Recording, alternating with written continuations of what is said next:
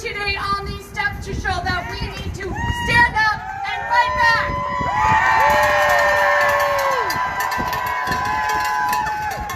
When I look around, there are so many reasons we need to be here.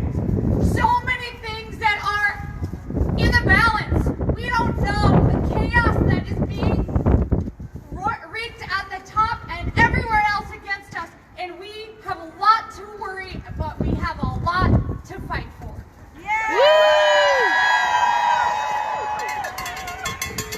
I want to do some housekeeping first. This event combines several forces today, led by Minnesota 5051.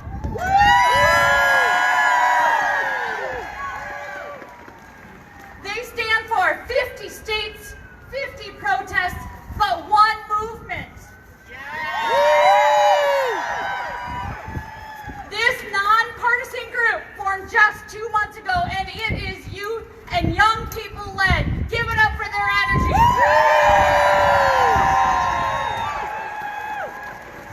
I'm honored that they asked this old lady to come and lead you in this today. They're committed to inclusivity, nonviolence, and to conflict resolution, all things we need at every level of government. We are here today to hold current leaders accountable for the destruction that Donald Trump, Elon Musk, Doge, and other cabinet appointments have created in our federal government.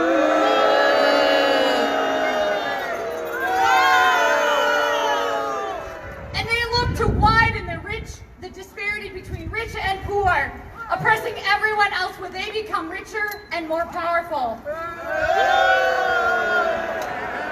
And sadly, this is not just in Washington. We are seeing these antics in our state and even in my own city council chambers. If you have questions today, stop and see a person with a blue hat or 5051 badge.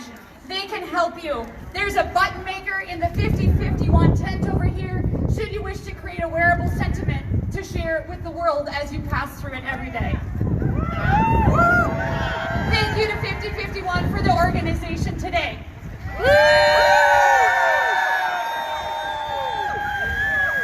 We are also joined today by the League of Women Voters, who has worked.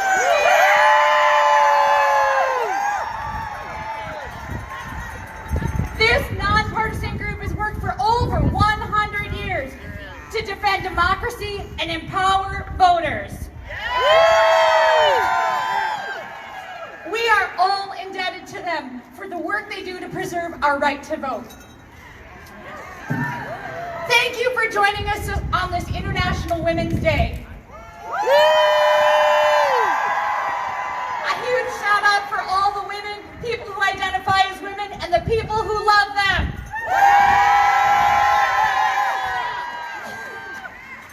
On this day, may we remember our foremothers and forefathers who started this journey toward women's equality. The focus of this year's International Women's Day is to accelerate action. Some demographers calculated that at the current rate of progress, it will take until 2158 or 5 generations for women to receive full gender parity. This could even be longer given the intense reaction we get at all levels to take away our rights, our bodily autonomy, and our ability to see equity and equality in this world. Today is just the first day in our ongoing fight for equality, but also to save the democracy we love.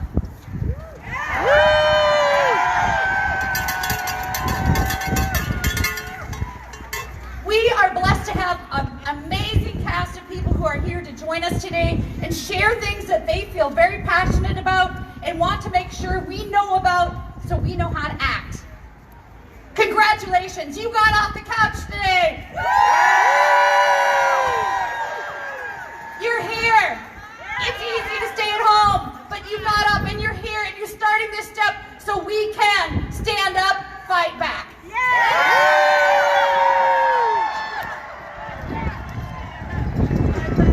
The wind is working against me here. Okay. Our very first speaker is Amy Perna. She's the Associate Director of the League of Women Voters of Minnesota. We welcome her and the many important things she has to share about that. Give it up!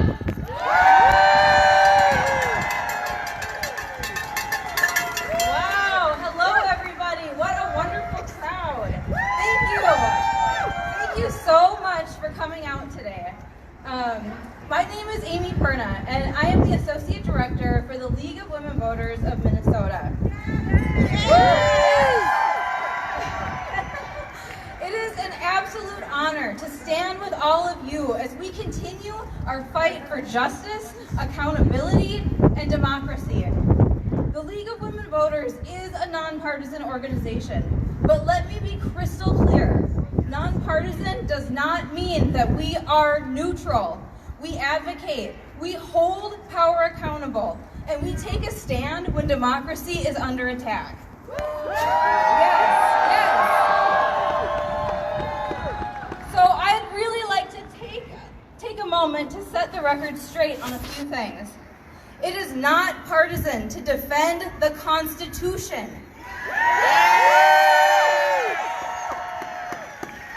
It is not partisan to stand against discrimination. It is not partisan to challenge the irresponsible actions of DOJ. And it is not partisan to demand representation from those elected to serve us. These are not political opinions. These are fundamental principles of democracy. Yes. And we should all be fighting for them, regardless of our party affiliations.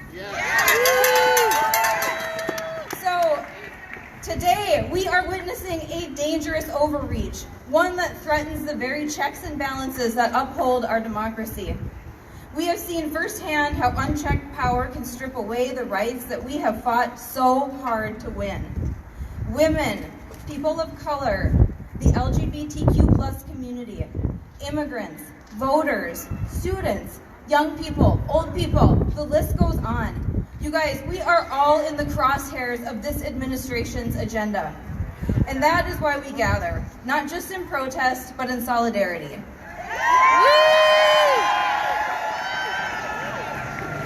Not just in anger, but in determination. We are part of a national movement that unites all of us. Yes, and today we raise our voices and we hold this administration accountable. And we reaffirm our commitment to a government that serves all of the people.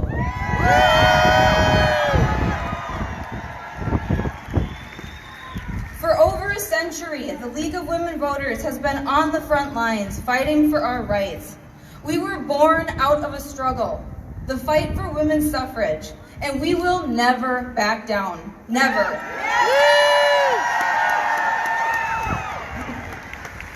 We refuse to accept anything less than a democracy where every voice matters, where every vote counts, and where power belongs to the people.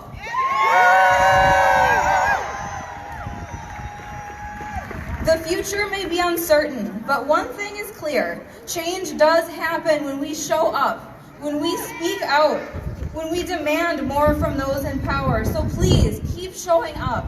Please keep speaking out and have courage. We stand with you and we demand a government that is truly by and for the people.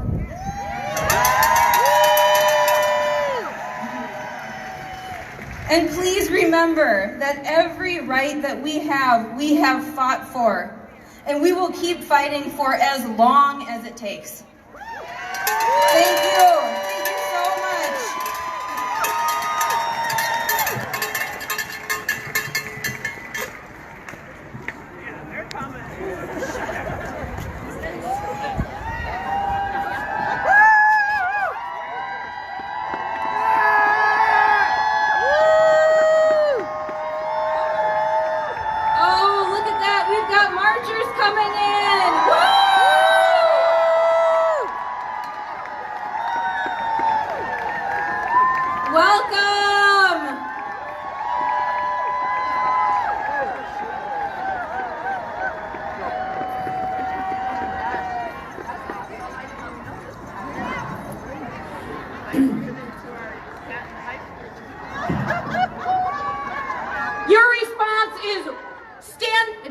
Stand up, fight back. Democracy is under attack. What do we do? Democracy is under attack. What do we do? Stand up, fight back. Women's rights under attack. What do we do? Stand up. Women's rights under attack. What do we do? Trans rights under attack. What do we do? Billionaires wanting all of our money. What do we do? If we could give it up again for the people coming in on the march as they join us.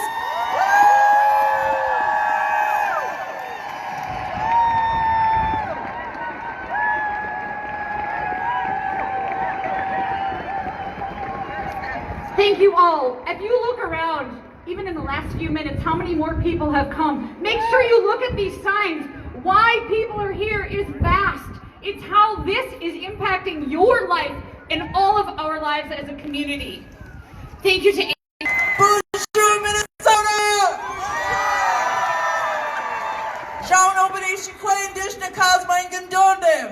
I am actually a genocide survivor. I'm an Anishinaabe from Leech Lake, Minnesota, and I'm a dual citizen of the United States and my sovereign nation.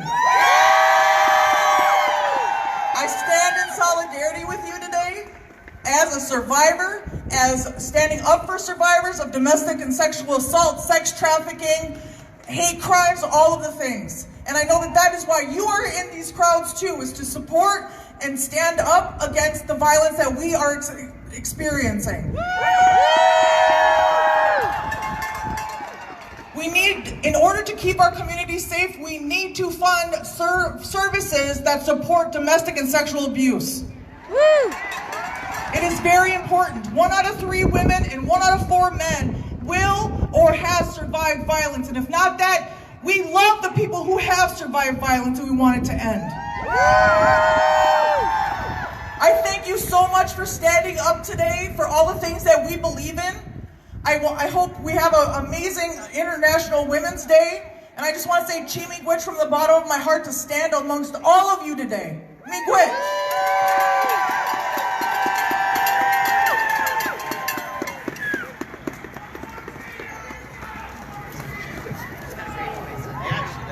Thank you, Guadalupe! Give it up for Guadalupe! And thank you for speaking about your courage in the space of something that's so important and something that is not important to our government. Something where we need to continue to fund because women deserve to be heard. Our next speaker is Paul Sullivan. He is an organizer for the ACLU. If you're not familiar with the ACLU, they are busy working day in and day out to protect us from the civil liberties and our civil rights in lobbying, litigation, and community engagement. Please welcome Paul. Good afternoon, Minnesota.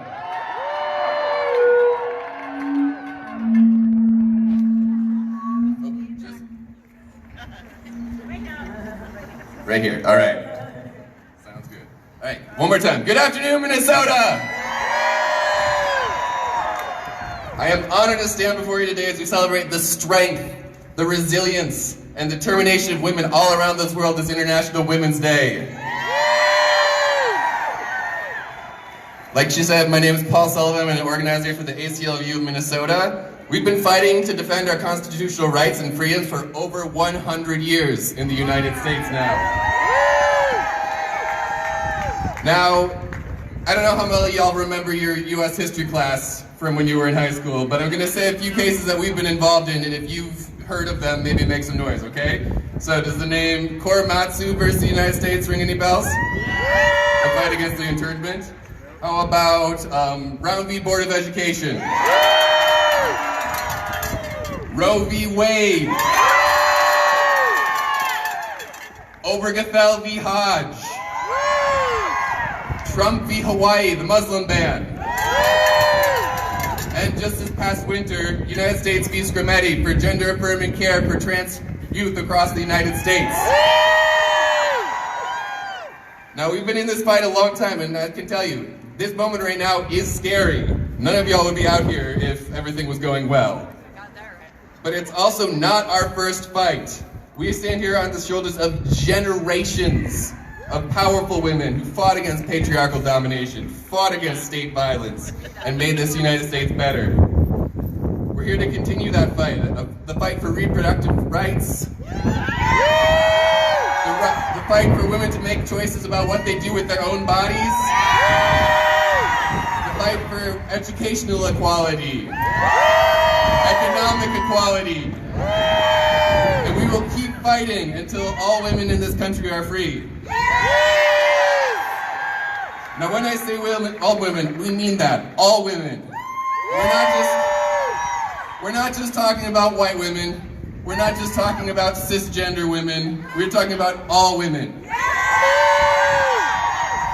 This is the problem with non-intersectional feminism in our movement, is that it doesn't recognize that the women who have fought the hardest, the longest, and against the harshest conditions have been women of color. We would not be here today if it was not for the powerful work of powerful Black women, powerful Indigenous women, powerful Latino and Asian women, and powerful trans women. Unfortunately, we're all reminded for the need for this intersectionality with the SAVES Act. I don't know if y'all have heard about that one coming up. Yes, boo, absolutely. On the surface, it might look like it's about election security, sure. But when you look open under the hood, it becomes clear. This is an act meant to disenfranchise women, disenfranchise people of color, and disenfranchise trans and non-binary Americans. Anybody whose name doesn't align with what is on their birth certificate, whether that's because you got married, whether that's because you transitioned and now you're living under the name that is true to you, your rights are on the chopping block with this act. In this country, the right to vote should be foundational, and no one should be denied that right simply based on their name. Now, it's all well and good to be mad about this, but we don't get free just by sitting here being mad. And don't just go vote either. Now, yes, vote and go call your reps, but that's the minimum, that's the floor we're talking about. As the great socialist labor organizer Joe Hill said, don't mourn, organize. And you can't organize without knowing the people around you. So when you go back home, and here today, talk with your neighbors, talk with the women in your neighborhood, talk with women who are a different race than you, talk with women who are a different economic class than you. Talk about the issues that your communities face and show up for each other, even when it's not your fight.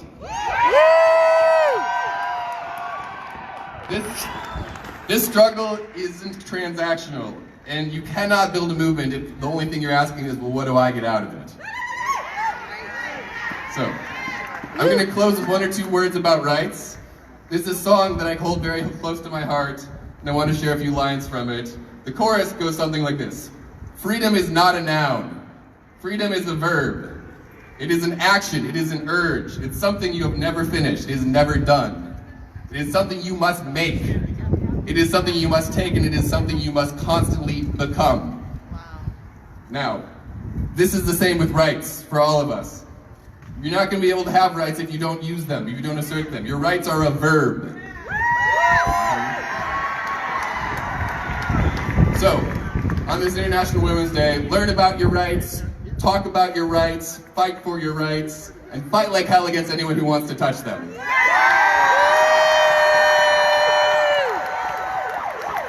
The ACLU is here to back you up in the courts and in the streets, but it is you who has to lead the way.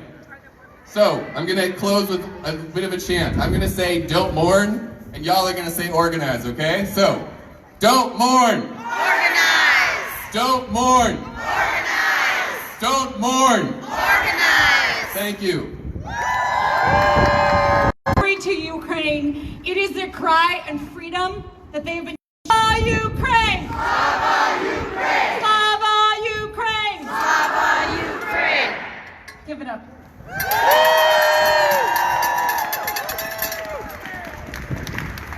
Next, I'd like to welcome another person to the floor, Paula Milkey. Paula Milkey is a Falcon Heights City Council member. As you may recall, I'm Roseville, so on the way here we got to talk a little politics. It may not seem like it matters, but here in the central cities around the state of Minnesota, around the University of Minnesota, we are really impacted by the things that are happening at the national level. They trickle down to our people who work at the state of Minnesota. This week we've heard that there might be a lot of layoffs for our city and state electeds and our members as well. Nothing in DC happens in a vacuum. Please welcome me and joining Paula to the floor.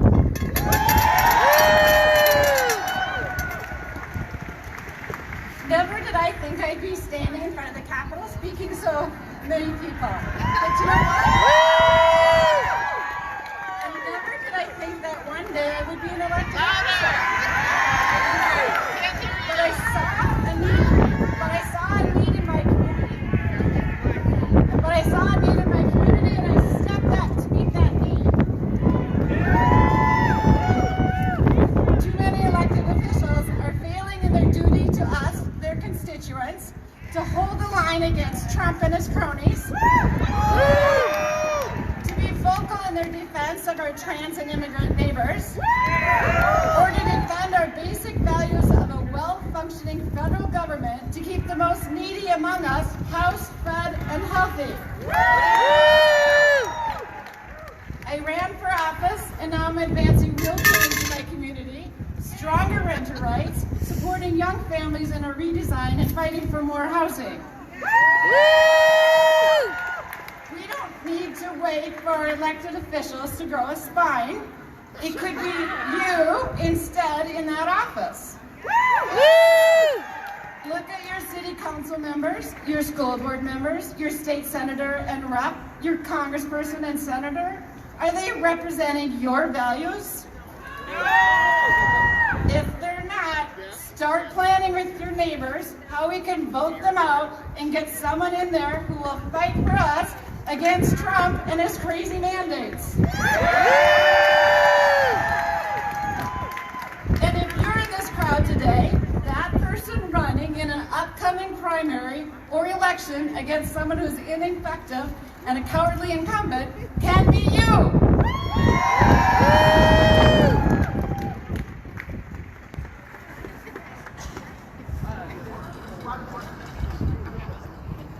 Thank you, Robin. Indeed, we have a big important election in Roseville this next week. Roseville and Shoreview. If you live in that area or you know someone who does, encourage them to get out there. This is important. This will decide what happens in our state house of representatives. It is important that they get out there and vote. And do not vote for the person who is for banning books and for encouraging racism in the Mounds View School District. Vote for the person who's against that. Next up, I'd like to invite another Robin, Ward 2 Minneapolis City Council member Robin Wansley. She is the first Black independent socialist who was elected to the Minneapolis Council.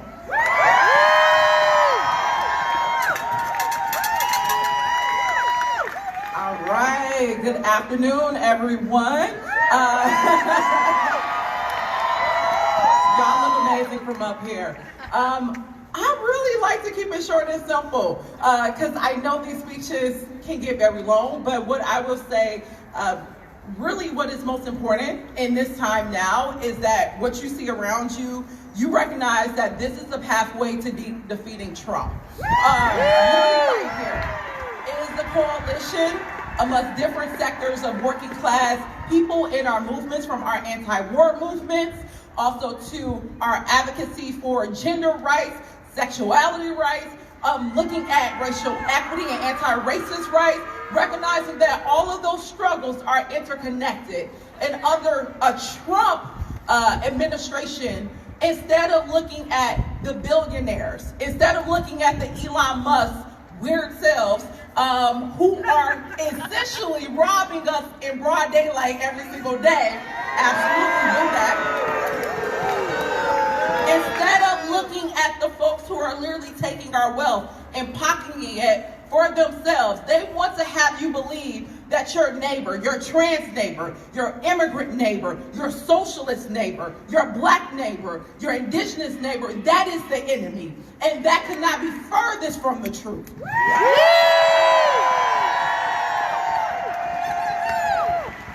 And in recognizing that we are the solution, we are the pathway to victory, we have a long 4 years, and we're gonna need this same type of energy, not only in combating Trump, but I need you also all to know that Trumpian tactics are not just happening at the White House level.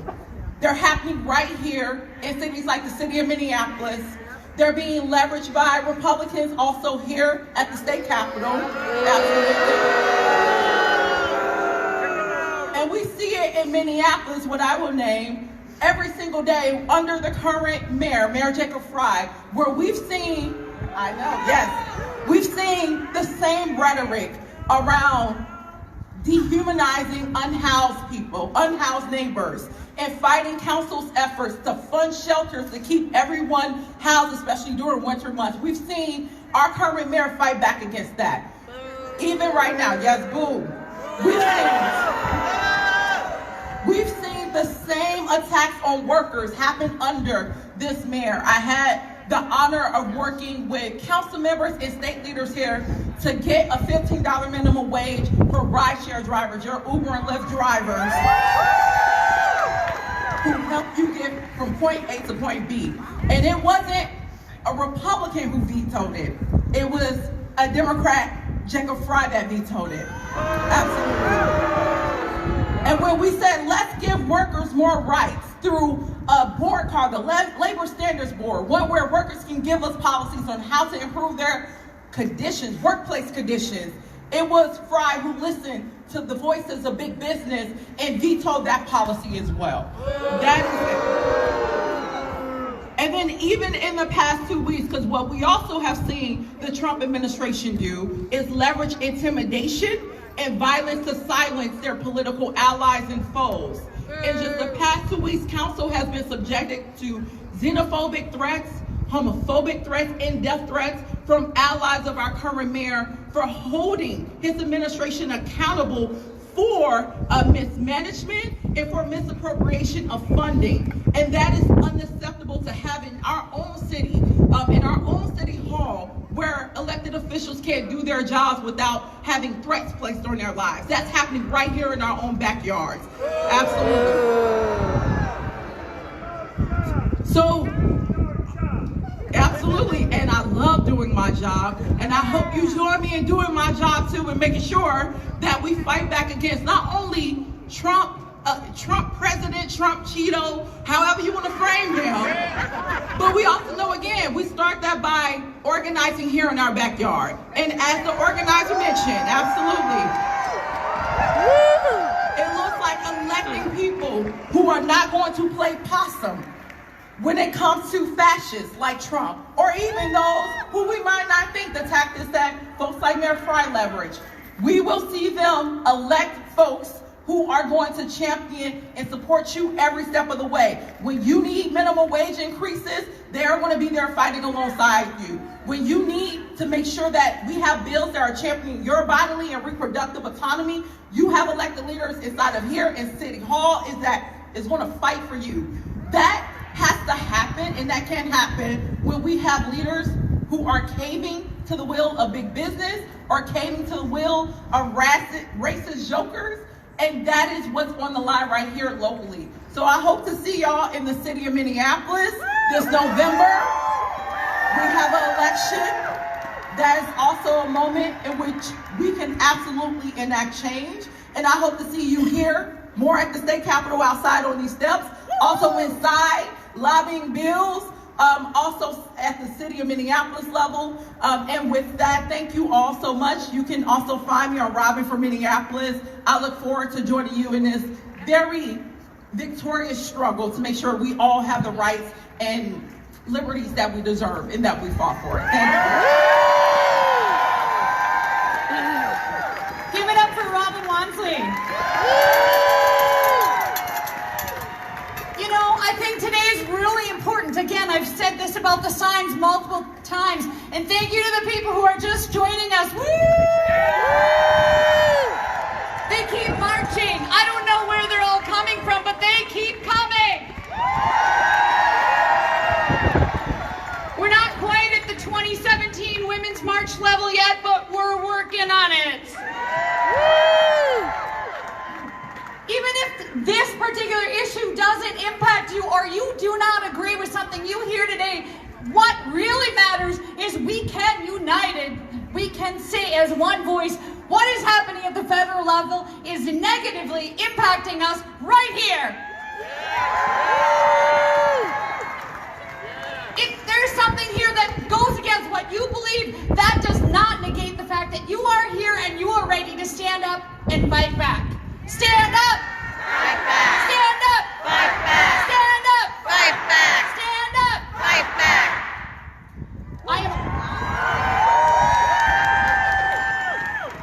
I am honored to be able to introduce to you District 39 Senator Mary Kunesh. Mary Kunesh represents Fridley, Spring Lake Park, Columbia Heights, Hilltop, New Brighton, and St. Anthony. Mary Kunesh is the Assistant Majority Leader of the Senate this year under Erin Murphy, and she is the Chair of the Education Finance Committee, as well as a member of the POSSE, which is the People of Color and Indigenous Caucus. And so we are so honored to have her with us today.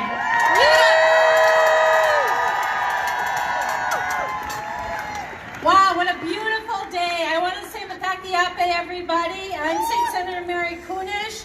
The sun is shining down on us today because we are following the needs of all of our communities to stop what is happening at the federal level and make sure that our rights, our equity, and our empowerment, the themes of the International Women's Day, continue to be what guides us and moves us here in Minnesota. This is International Women's Day. Yes, and I think about all those women out in the world that are fighting for their rights, that are fighting for equality and equity, that are looking to be empowered. I look at the women of Ukraine who are holding their country together despite the continual employment from Russia. They are the ones that started it, remember. It was not Ukraine. And they are holding their country together, no matter what. I think of the women in Gaza who have lost their lives, their children, their homes, their ethnicity. And we have to remember that around the world, we have more in common with them than anybody else. As an Indigenous woman, we are still working to be heard. We are still educating around the missing and murdered Indigenous women. And it is a fight that we will continue to do.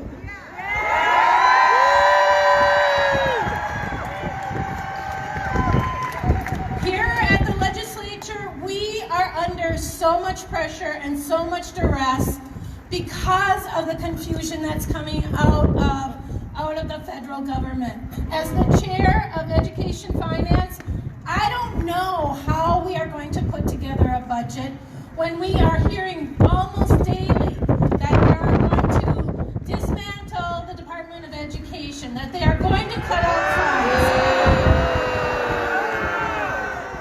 that anything that we do that is connected to diversity, inclusion, and equity are going to put a big pressure on them not sending us the dollars that we send to the federal government. We must stand up for our trans folks.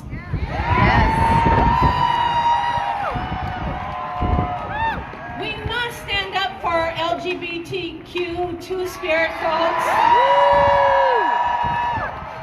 We must stand up for everyone that comes under the scalpel of this Trump-Musk administration. And I can tell you that we here, I am here, you have many legislators in there that are working to do just that, and we will continue to do that.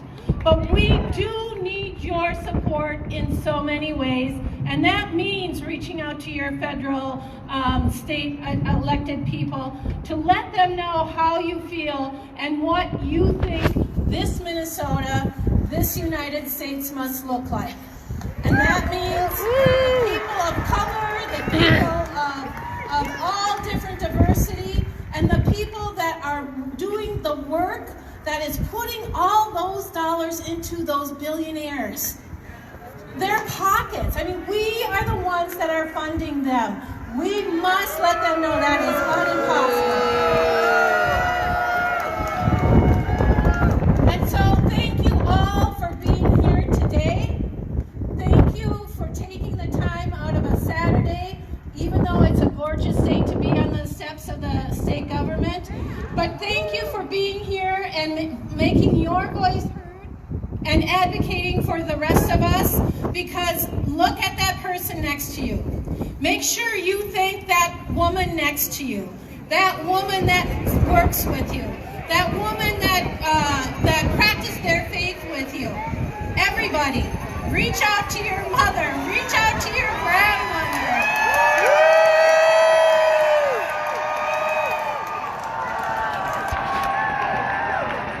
And then look at your daughters, look at your sons, look at your grandchildren, and know they are the future. This is the work that we are doing for the next 7 generations. So Wokinataka, Chimigwich, Pinigigi, thank you all for being here. Thank you again, Mary. I brought Ella. Look at Ella's sign. We make our future. Give it up for Ella. Talking and telling people we cannot go back. We won't go back. We won't go back. We won't go back. We won't go back. We won't go back. We won't go back. We won't go back.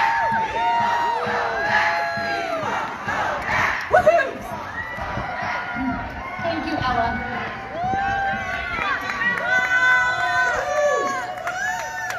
Ladies and gentlemen, there are so many people, and everyone else who identifies as